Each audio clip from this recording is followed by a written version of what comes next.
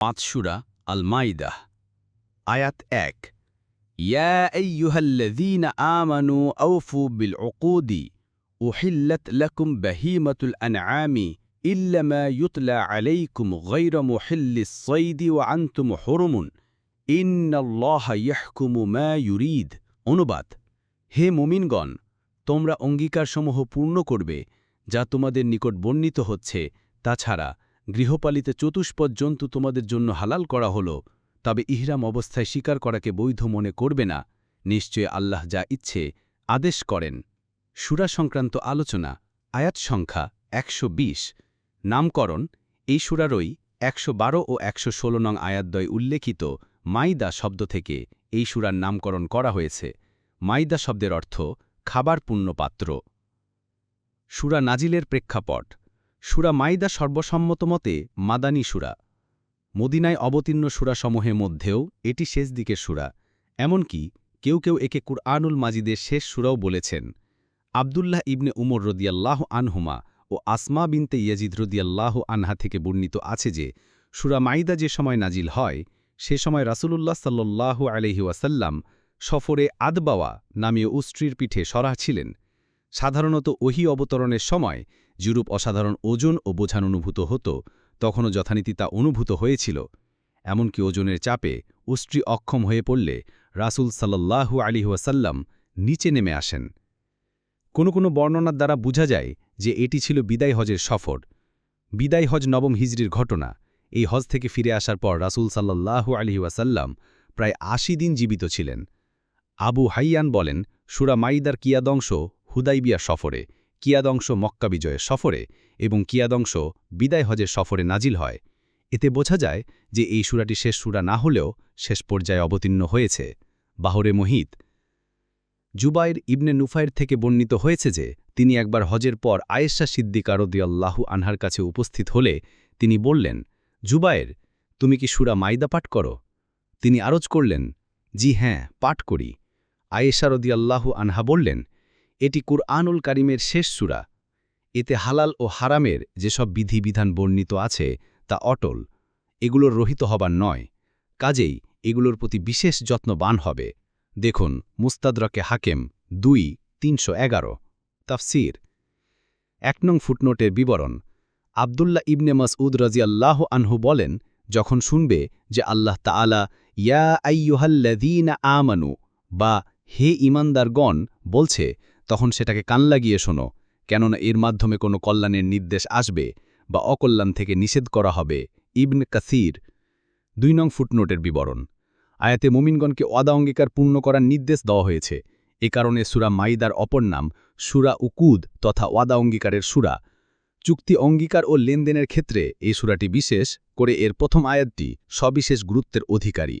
এই কারণে রাসূলুল্লাহ সাল্লাল্লাহু আলাইহি ওয়াসাল্লাম যখন আমর ইবনে হাজমকে ওই আমলের শাসনকর্তা নিযুক্ত করে প্রেরণ করেন এবং একটি ফারমান লিখে তার হাতে অর্পণ করেন, তখন এ ফারমানের শিরোনামে উল্লেখিত আয়াতটিও লিপিবদ্ধ করে দেন। দেখুন নাসাই ৪৮৫৬, আল খাতিবুল বাগবাডি, আল ফাকিহ ও আল মুতাফাক্কিহ। হাদিস নং ৩১৮। হাদিসটি সনদ হাসান। দেখুন আদেল ইউসুফ আল আজাজির টিকা এবং ইরওয়া উল গালিল ১ খণ্ড প্রথম, পৃষ্ঠা নম্বর ১৫৮ থেকে ১৬১। ৩ নং ফুটনোটের বিবরণ। উগুদুন শব্দটি আকদ শব্দের বহুবচন। এর শাব্দিক অর্থ বাঁধা, আবদ্ধ করা। চুক্তিতে যেহেতু দুই ব্যক্তি অথবা দুই দল আবদ্ধ হয়, এজন্য এটাকেও আকদ বলা হয়েছে। এভাবে উগুদুনের অর্থ হয় উহুদ, অর্থাৎ চুক্তি ও অঙ্গীকার। তাবারি বস্তুত দুই পক্ষ যদি ভবিষ্যতে কোনো কাজ করা অথবা না করার বাধ্যবাধকতায় একমত হয়ে যায়, তবে তাকেই আমরা আমাদের পরিভাষায় চুক্তি বলে অভিহিত করে থাকি। অতএব উপরোক্ত বাক্যের সারমর্ম এই যে পারস্পরিক চুক্তি পূর্ণ করাকে জরুরি ও অপরিহার্য মনে করো। আহকামুল কোরআন লিল জাসাস। তবে এই আয়াতে চুক্তি বলে কোন ধরনের চুক্তিকে বোঝানো হয়েছে, এ ব্যাপারে তাফসীরবিদগণের বিভিন্ন উক্তি রয়েছে। আবদুল্লাহ ইবনে আব্বাস রাদিয়াল্লাহু আনহুমা বলেন, আল্লাহ তাআলা বান্দাদের কাছ থেকে ঈমান ও ইবাদত সম্পর্কিত যেসব অঙ্গীকার নিয়েছেন, অথবা আল্লাহ তাআলা বান্দাদের কাছ থেকে স্বীয় নাজিলকৃত বিধিবিধান, হালাল ও হারাম সম্পর্কিত যেসব অঙ্গীকার নিয়েছেন, আয়াতে সেগুলোকেই বোঝানো হয়েছে। তাফসীরকারক যায়িদ ইবনে আসলাম বলেন, এখানে ওই সব চুক্তিকে বোঝানো হয়েছে যা মানুষ পরস্পরে একে অন্যের সাথে সম্পাদন করে, যেমন বিবাহ শাদী চুক্তি ইত্যাদি। মুজাহিদ, রবি, কাতাদা প্রমুখ বলেন, এখানে ওই সব শপথ অঙ্গীকারকে বোঝানো হয়েছে যা জাহিলিয়া যুগে একজন অন্যজনের কাছ থেকে পারস্পরিক সাহায্য সহযোগিতার ক্ষেত্রে সম্পাদন করত। বাগাবি: প্রকৃতপক্ষে এসব উক্তির মধ্যে কোনো বিরোধিতা নাই, কারণ এসব চুক্তি ও অঙ্গীকারই উকুদুন শব্দের অন্তর্ভুক্ত এবং কোরআন সবগুলি পূর্ণ করার নির্দেশ দিয়েছেন। ইমাম আবুল লাইস আস-সামারকান্দি বলেন, চুক্তির যত প্রকার রয়েছে সবই এ শব্দের অন্তর্ভুক্ত। তিনি আরও বলেন, এর প্রাথমিক প্রকার তিনটি: ১. পালনকর্তার সাথে মানুষের অঙ্গীকার, উদাহরণস্বরূপ ঈমান ও ইবাদতের অঙ্গীকার, অথবা হারাম ও হালাল মেনে চলার অঙ্গীকার। ২. নিজের সাথে মানুষের অঙ্গীকার, যেমন নির্জেম্মায় কোনো বস্তুর মান্যত মানা অথবা শপথ করে কোনো কাজ নিজের উপর জরুরি করে নেওয়া। ৩. মানুষের সাথে মানুষের সম্পাদিত চুক্তি। এছাড়াও সেসব চুক্তিও এর অন্তর্ভুক্ত যা দুই ব্যক্তি, দুই দল বা দুই রাষ্ট্রের মধ্যে সম্পাদিত হয়, বিভিন্ন সরকারের আন্তর্জাতিক চুক্তি অথবা পারস্পরিক সমঝোতা, বিভিন্ন দলের পারস্পরিক অঙ্গীকার এবং দুই ব্যক্তির মধ্যেকার সর্বপ্রকার লেনদেন, বিবাহ, ব্যবসা, শেয়ার, ইজারা ইত্যাদিতে পারস্পরিক সম্মতিক্রমে যেসব বৈধ শর্ত স্থির করা হয়, আলোচ্য আয়াত দৃষ্টে তা মেনে চলা প্রত্যেক পক্ষের অবশ্য কর্তব্য। তবে শরিয়াত বিরোধী শর্ত আরোপ করা এবং তা গ্রহণ করা কারো জন্যে বৈধ নয়। তাফসীর আবুল লাইস আস-সামারকান্দি। ৪ নং ফুটনোটের বিবরণ: যা বর্ণিত হচ্ছে বলে যা বোঝানো হয়েছে তা এখানে বর্ণিত হয়নি। পরবর্তী ৩ নং আয়াতে সেটার বিস্তারিত বর্ণনা এসেছে। আদওয়াউল বায়ান। ৫ নং ফুটনোটের বিবরণ: আয়াতে বর্ণিত ইনআম শব্দটি নামের বহুবচন। এর অর্থ পালিত পশু, যেমন উট, গরু, মহিষ, ছাগল ইত্যাদি। সূরা আল আনামে এদের ৮টি প্রকার বর্ণনা করা হয়েছে। এদের সবাইকে নাম বলা হয়। এখন আয়াতের অর্থ দাঁড়িয়েছে যে গৃহপালিত পশু ৮ প্রকার তোমাদের জন্য হালাল করা হয়েছে। পূর্বেই বর্ণিত হয়েছে যে উকুদুন শব্দ বলে যাবতীয় চুক্তি অঙ্গীকার বোঝানো হয়েছে। তার মধ্যে একটি ছিল ওই অঙ্গীকার যা আল্লাহ তাআলা হালাল ও হারাম মেনে চলার ব্যাপারে বান্দার কাছ থেকে নিয়েছেন। আলোচ্য বাক্যে এই বিশেষ অঙ্গীকারটি বর্ণিত হয়েছে যে আল্লাহ তাআলা তোমাদের জন্য উট, ছাগল, গরু, মহিষ ইত্যাদিকে হালাল করে দিয়েছেন। শরিয়াতের নিয়ম অনুযায়ী তোমরা এগুলোকে জবেহ করে খেতে পারো। কুরতুবী। ৬ নং ফুটনোটের বিবরণ: এখানে সব ধরনের জন্তু বোঝানো হয়নি, বরং সুনির্দিষ্ট কিছু জন্তু বোঝানো হয়েছে। তাদের সম্পর্কে বলা হয়েছে বাহিমাতুন।